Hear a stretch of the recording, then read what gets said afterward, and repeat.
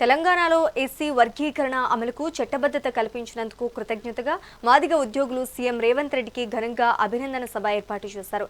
శిల్పకళ వేదికగా జరిగిన ఈ కార్యక్రమంలో మంత్రులు దామోదర్ రాజనరసింహ, అడ్లూరి లక్ష్మణ్ కుమార్, పలువురు ఎమ్మెల్యేలు పాల్గొన్నారు. తమ ప్రభుత్వం అధికారిక యంత్రాంగం లేదా అక్రమ సంపాదనతో రాలేదని సీఎం రేవంత్ రెడ్డి అన్నారు. కేవలం ప్రజల బలంతోనే అధికారంలోకి వచ్చిందని రేవంత్ స్పష్టం చేశారు. వర్గీకరణ సమస్యపై గత 20 ఏళ్లుగా తమకు అవగాహన ఉందని, ఈ హక్కు కోసం పోరాడినందుకు గతంలో తనను అసెంబ్లీ నుంచి కూడా గెంటేశారని గుర్తు చేసుకున్నారు. సుప్రీంకోర్టు తీర్పు తర్వాత వర్గీకరణను ప్రకటించిన తొలి రాష్ట్రం తెలంగాణేనని గర్వంగా ప్రకటించారు.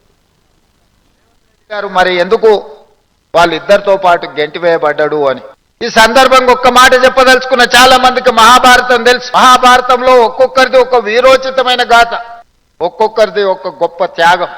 అందులో చాలా మందికి అర్జునుడు, కృష్ణుడు నచ్చొచ్చు. నాకు మహాభారతంలో కర్ణుడు, అదేవిధంగా బార్బరికుడు అనే ఒక పాత్ర ఉన్నది.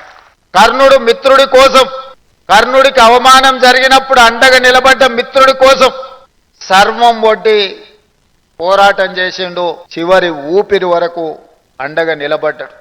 కొందరికి అది తప్పుగా, కొందరికి నచ్చకపోవచ్చు. కానీ కర్ణుడు మిత్రధర్మాన్ని నిర్వహించిండు. నేను కూడా మిత్రుల కోసం అండగా నిలబడాలి. కొంతమందికి నచ్చొచ్చు, నచ్చకపోవచ్చు, కొంతమందికి ఇబ్బందికరంగా అనిపించవచ్చు. కానీ మాదిగలను మిత్రులుగా భావించి అండగా నిలబడాలి అని నేను అండగా నిలబడ్డా.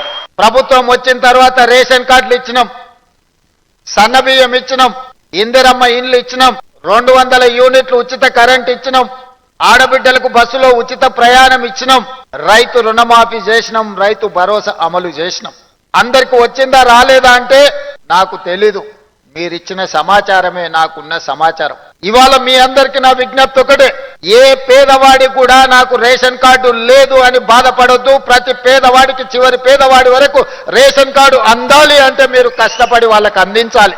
నేను ఎందుకు ఈ మాట చెప్తున్నా అంటే, రేషన్ కార్డు వస్తే రేషన్ బియ్యం వస్తాయి, రేషన్ బియ్యం వస్తే రేషన్ కార్డు వస్తే ఇందిరమ్మ ఇల్లు వస్తుంది, రేషన్ కార్డు వస్తే ఇంటికి ఉచిత కరెంట్ వస్తుంది. ఇవాళ రేషన్ కార్డు కోసమైనా, సన్న బియ్యం కోసమైనా, ఇందిరమ్మ ఇల్లు కోసమైనా, 200 యూనిట్లు ఉచిత కరెంటు కోసమైనా ఎవరు ఎదురు చూస్తున్నారయ్యా అంటే అత్యధికంగా మీ జాతి బిడ్డలే ఎదురు చూస్తున్నారు. ఆర్థిక సమస్యలు ఉన్నాయి. రిటైర్మెంట్ ఉద్యోగస్తుల బెనిఫిట్స్ ఇవ్వడానికి కూడా ఖజానా ఖాళీగా ఉంది. ప్రతి నెల 1000 మంది ఉద్యోగులు ఈరోజు యావరేజ్గా రిటైర్ అవుతున్నారు.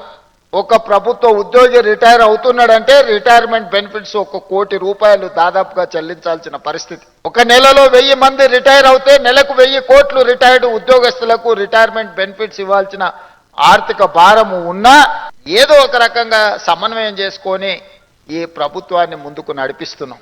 ఈరోజు ప్రజలు, వ్యాపారస్తులు ప్రభుత్వానికి కట్టాల్సిన పన్నులు వసూలు చేయాల్సిన బాధ్యత, ప్రభుత్వం యొక్క ఆర్థిక పరిస్థితిని మెరుగుపరిచే బాధ్యత మీ చేతుల్లో ఉంది. మీరు పన్నులు సక్రమంగా వసూలు చేసి అక్రమార్కుల పట్ల కఠినంగా వ్యవహరించి ఖజానాను నింపితే అది తిరిగి పేదల సంక్షేమానికే ఖర్చు పెట్టే ఈ ప్రభుత్వం ఈరోజు అధికారంలో ఉంది.